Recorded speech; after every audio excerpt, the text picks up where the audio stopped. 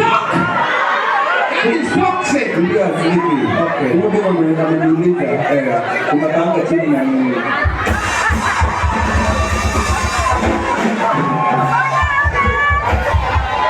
Hata vile nimekuangalia nikadhani it's a group question. Anyway, vile nimesikia mnaimba hiyo wimbo ya toxic jana, kwani ni kutoxic hivyo?